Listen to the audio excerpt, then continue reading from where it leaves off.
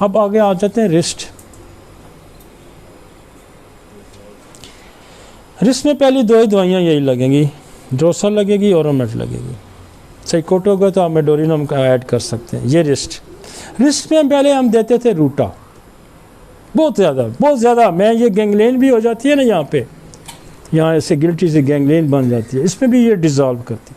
फिर केस फंसने शुरू हो गए, फिर हमने यहाँ एक्टिया स्पाइकाटा शुरू कर दी। यहाँ एक और आता है, इसको कहते हैं कार्पल टनल सिंड्रोम। वो नर्व कंप्रेस होती है और उसको वो सर्जरी करते हैं, लेकिन बात बनती नहीं है। तो अगर आप इसको करेंगे कार्पल ट्यूनल सिंड्रोम, तो मरीज़ ज़रा खुश हो जाता है, कहते हैं डॉक्टर साहब ने कोई मर्ज़ भी पहचान लिया। ठीक है ना, कार्पल ट्यूनल सिंड्रोम। वो क्या मेरे ओ जी आपको तो कार्पल ट्यूनल सिंड्रोम है। ओ जी अच्छा। ये मैं गया था, उसने भी यही बताया था। तो थोड़ा सा आपकी जो है ना उसमें इजाफा हो जाता है कि यार ये भी पहचानते हैं कि कार्पल ट्यूनल। बेशक आप रिस्क को ही डील करेंगे, लेकिन ये नोट कर दें यहाँ ये होता है कार्पल ट्यूनल सिंड्रोम। और ऑर्थोपेडिक के पास जाएंगे तो हाँ बहुत है, ये बहुत है। औरतों में बहुत ज़्यादा, मर्दों की निस्बत। औरतें चमचा बहुत लगाती हैं, तो उसकी वजह से एक्टिया स्पाइकाटा। फिर एक्टिया स्पाइकाटा अभी मेरे पास बहुत चलती। फिर पिछले दिनों कोई साल पहले की बात है, तो डॉक्टर तारा कहने लगा यार मेरे पास यहाँ मैक्रोटीनम बड़ा इस्तेमाल होती है। मैक्रोटीनम MACHROTINUM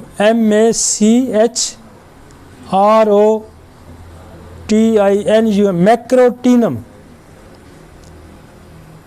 अच्छा, मैंने उस दिन भी डॉक्टर तारा को कहा, मैंने कहा यार इसको मैंने ऐसा फिट किया ना, ये अब ज़्यादा तुम्हारे से ज़्यादा मैं रिजल्ट ले लूँ। वो कहता क्यों? मैंने कहा इसके पीछे मैंने ड्रोसरा मेडोरिनम लिखाई है। तो मैक्रोटीनम एक्सीलेंट वर्क है उसका, जहाँ पे आपने नाम भी नहीं सुना होगा, मैक्रोटीनम। तो 3 दवाइयाँ जहाँ यूज़ होती हैं, रूटा, एक्टिया स्पाइकाटा और मैक्रोटीन। अब यहाँ पैरालिटिक रात सोन भी हो जाते हैं, और कभी कभी यहाँ आप कॉस्टिकम का भी इस्तेमाल कर सकते हैं, उससे भी फ़ायदा होता है। अब इससे आगे जाएंगे तो स्मॉल जॉइंट आ जाएंगे। तो वो डॉक्टर साहब ने,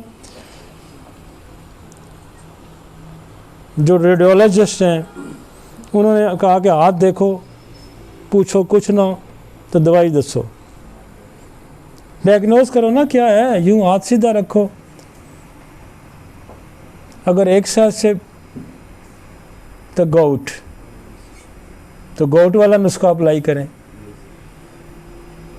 जो अगर शुरू से ख़राब है तो रोमेटॉइड आर्थराइटिस वाला यूज़ करें, और इधर वाला है तो डिजनरेशन वाला यूज़ करें। अब स्मॉल जॉइंट पे हमारे पास जो ज़्यादा मेडिसिन काम करने वाली है वो है कोलचिकम।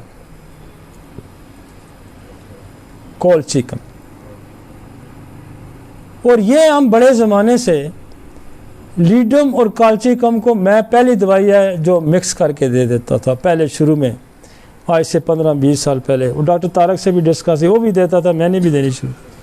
तो ये उस ज़माने से हमने इसको बदला नहीं, चूँकि ये लोगों को फ़ायदा दे रही थी। फिर हमने एक इजाफा इसमें कर दिया कि हमने शुरू में मेडोरिनम ड्रोसरा लगा दी और इसको यूं कर दिया।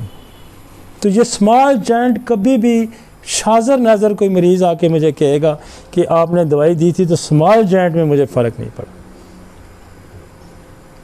और स्मॉल जॉइंट में एक और दवाई काम करती है, वो है कोलोफाइलम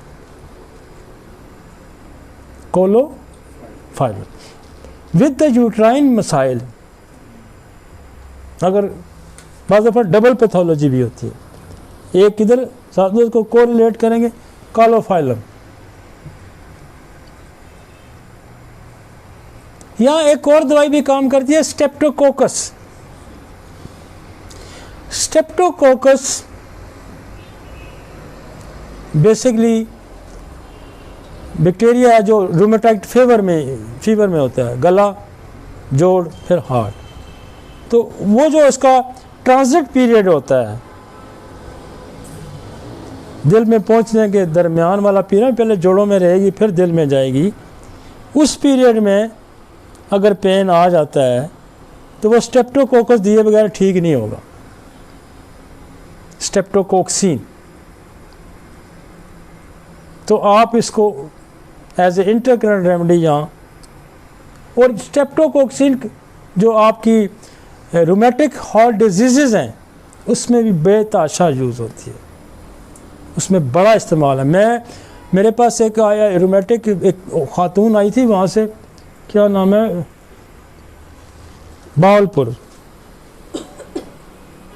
उसको कोई 20 साल का प्रॉब्लम था हार्ट का। अच्छा, पहले मैंने काफ़ी सारी अपने मेरे हार्ट लाइक को देता रहा, एक दिन आई डॉक्टर साहब मुझे कोई फ़र्क नहीं पड़ा, मैंने उठा के स्ट्रेप्टोकोक्सिन CM की एक डोज दे दी और SL भेज दी। और 4-5 महीने कहती गैप हो गया, कोई दर्द शर्द, कोई पल्पिटेशन, कोई कुछ। तो रूमेटिक हार्ट डिजीज़ में स्ट्रेप्टोकोक्सिन और कालमिया ये बड़ी, पता नहीं अभी मैंने यूज़ नहीं किया, हाँ हमने नहीं यूज़ किया ऑस्टियोआर्थराइटिस। हमने यही है, हो सकता है ये कहीं फंसेंगे तो किसी और पे चले जाएंगे, लेकिन मैं ये समझता हूँ कि ये बेसिक जो कॉजेज़ है जो हमने पहले 4-5-6 मियाज़मेटिक कॉजेज़ हैं, ये इनको आपने नहीं छोड़ना आखिर दम तक। अगर इसको छोड़ देना, जैसे रसूल पाक ने कहा था कि ये पहाड़ी नहीं छोड़नी, ये पहाड़ी छोड़ दी ना तो काम खराब होगा, अगर उन्होंने पहाड़ी छोड़ी तो काम उल्टा हो गया। इसलिए ये पल्ले बांध के रखें, इसको नहीं छोड़ना, ये साथ साथ चलाई रखें।